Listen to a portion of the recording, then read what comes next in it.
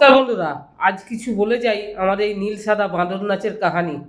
আমাদের আর্জেন্টিনার যে সুপারস্টার ফুটবলার মেসি এসেছিল, সেখানকার নিউজ চ্যানেলে দেখাচ্ছে যে ভারত সফরে গিয়ে মেসিকে আঘাত করার চেষ্টা করা হয়েছে। সেখানে তো আর বুঝবে না যে কোনটা কে মোদি ভক্ত, কে তৃণমূল ভক্ত, কে সিপিএম ভক্ত, কে কংগ্রেস ভক্ত। সেখানে ভারতের নামটা নিয়ে প্রত্যেকটা দেশের কাছে ইন্ডিয়ার নাম কলঙ্কিত করলো মেসি সফর হয়ে। মেসি সফর কলকাতা এসে, এই মেসি সফর কলকাতা এসে তাদের নিউজ চ্যানেলগুলো একটুখানি গুগলে সার্চ করুন, দেখবেন সেখানে দেখাচ্ছে ভারত সফর এসে মেসিকে আঘাত হানার চেষ্টা করা হয়েছে, এরকম একটা নিউজ দেখাচ্ছে।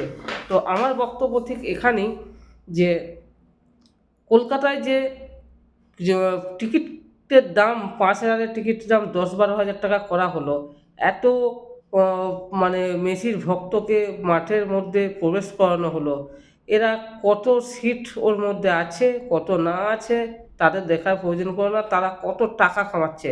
বাপরে, এত টাকা হলো, আরও দুটো লোক ঢোকালে আরও 20,000 টাকা বাড়বে, আরও যদি 10টা ঢোকাই 1 লাখ টাকা বাড়বে। তাদের কাছে টাকার হিসাব ছিল, লোকের হিসাব ছিল না।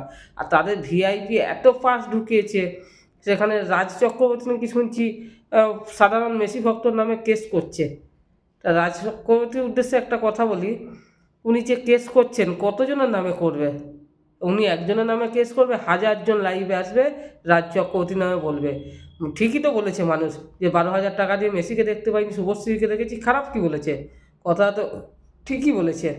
তার পাশে মেসির ঘাড়ের কাছে নীল সাদা বাঁদরগুলো নিঃশ্বাস ফেলছে, মেসির মাথার চুলটা পর্যন্ত দেখা যাচ্ছে না। মানুষ 12,000 টাকা 15,000 টাকার টিকিট কেটে বাঁদর নাচ দেখতে গেছিলো ওখানে, বাঁদর নাচ দেখার জন্য কেউ যায়নি। আর যেগুলো ছিল সব চোরগুলোকে দেখে মানুষের মাথা খারাপ হয়ে গেছে। মেসির মানে কলকাতা সফরে এসে বাঙালির কাছে একটা লজ্জাজনক ঘটনা ঘটে গেল এই মেসি সফর আসার পর। যে লজ্জা, মানে মেসি কলকাতা আসবে কিনা ভয় আছে এরপরে।